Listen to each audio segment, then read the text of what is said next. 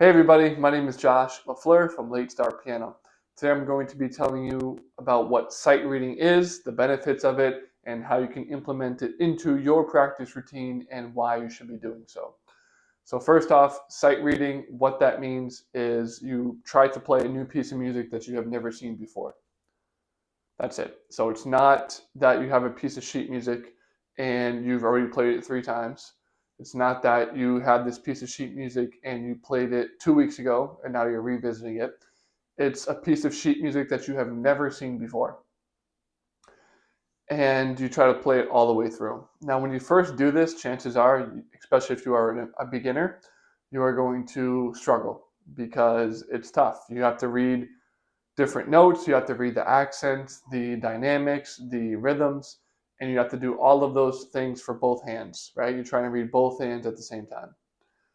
But it's really good to work on this and to try to get better at this over time, and it will take time for a few reasons. Reason number one is it's going to help you with your music theory.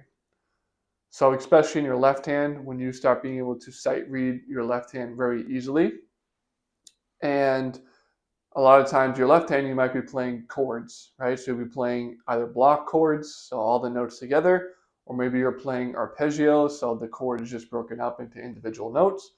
And if you can read that quickly and you can understand the chord quickly, then you're going to be able to help and improve your music theory because you're going to be able to have a rough idea even of where that music is going. You might even be able to predict the next chord to some degree, right? If you're in the key of C major, you're probably not going to be playing an F sharp major in the song because F sharp major is on the complete opposite side of C major. So, I mean, you might be, it's possible, but the chances of an F sharp major chord being in there is pretty slim. You're probably going to be playing C major, G major, F major, A minor, right? Those are the main chords that are associated with C major. So once you understand the keys and you can understand the sight reading and now you understand all of that, it helps with your music theory as well. That's reason number one. Reason number two is music is all about patterns. So like we were just talking about chords. If you see a bunch of thirds stacked together, it's probably going to be some kind of chord in root position, right? C, E, G. Those are just thirds stacked up on top of each other. And as far as other patterns as well, even in the melody, let's say we go to the right hand, if you can read sheet music really well, if you have stacked notes, right? If you have stop notes, when basically one's just on top of the other, you don't have to read both individual notes separately. You can look at the bottom note and say, okay, that top note is a fifth away. And if the bottom note is a C and you know the top note is a fifth above, then you already know the top note is a G. It's not like you have to read the bottom note and then read the top note individually. Same thing with reading regular books, regular stuff. If you're English, if you understand English and English is your native language, or even if it's not your native language, you understand we had the ABCs and you can sing the ABCs in your head. And we learned how to read and write by first learning the ABCs. Now, if you're an adult, you can read words without having to read each individual letter, right? If I say, or you see the word cat, it's not like you're saying C makes the K sound, A makes the A sound, T makes the T sound, okay, cat. It's not like that. You just read it all as one big piece. Especially for, you think of like longer words like, I don't know, individually or something like that, some kind of hard words that people misspell all the time. Maybe you can't spell it, but you can read it instantly as soon as you see it. Same thing with reading sheet music. You might not be really understanding what's going on or why that is like that, but if you can read the patterns really well and you can read the distances between notes, in other words, the intervals quickly, then you can piece all that together without much difficulty. Another benefit of being able to sight read is you're going to just learn pieces faster, right? So if you can sight read a piece and you can get halfway through it immediately on the first try and it sounds decent, even if you can get through it, then that last piece you have to learn is going to be a lot quicker because you're going to understand the structure of the song and you'll just have to clean up the beginning. But if you are terrible at sight reading, you never practice sight reading, now you have to really look at the piece really granularly, which is not always a bad thing in every case, but it can be if you're trying to learn it quickly. And if you can sight read, it's just going to be a lot easier for you to learn because you're already going to have a lot of it down. If you can't sight read a piece at all, then it's going to be a lot more difficult to learn. You're going to have to put a lot more time into it, right? If I handed you a piece of sheet music right now and it was just Twinkle, Twinkle, Little Star, if you've been playing for a few days or a few weeks, you can probably read that no problem. But then if I hand you a piece of Liszt or La Campanella or Clair de Lune or some kind of classical piece, chances are you probably can't sight read that off the bat. And the pieces you can't sight read, you're going to have to put a lot more time into. Now, how can you actually practice sight reading? Let's say you're saying, all right, Josh, sounds good.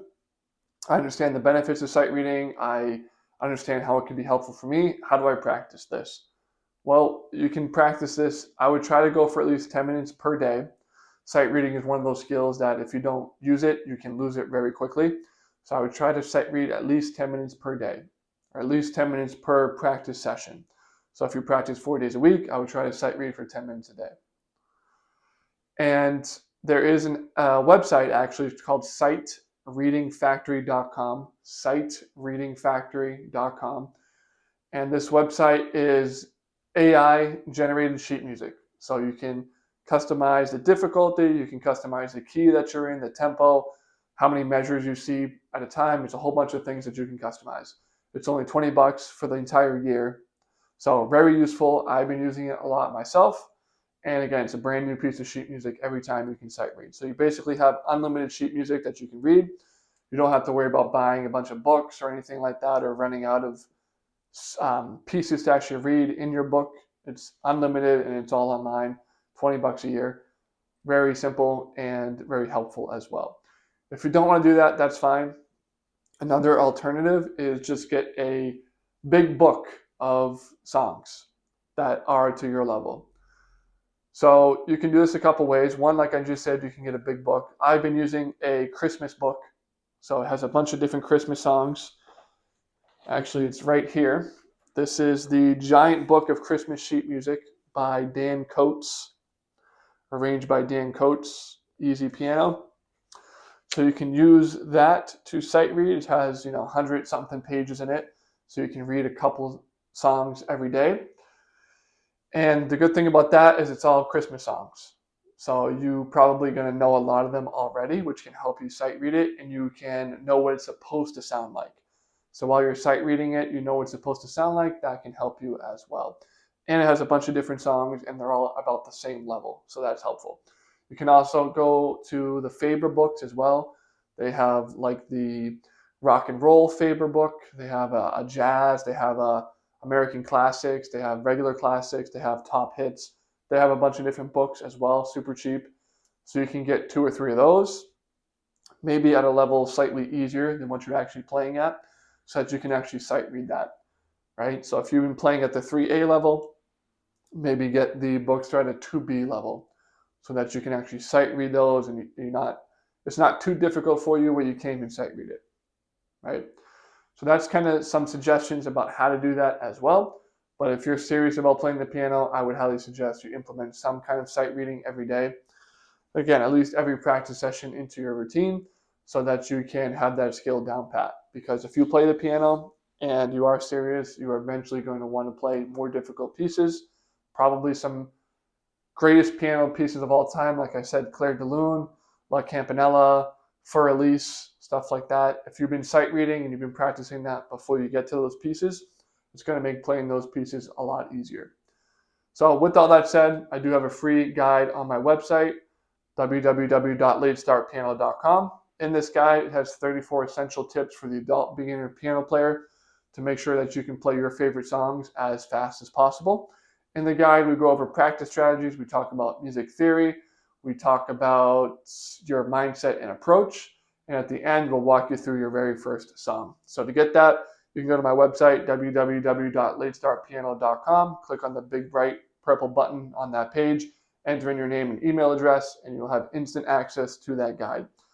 Also, if you want to go even further, I am offering lessons right now via Zoom. If you are interested in those, send me an email, latestartpiano@gmail.com. Links to all that will be in the description below. Happy practicing. My name is Josh with Late Start Piano.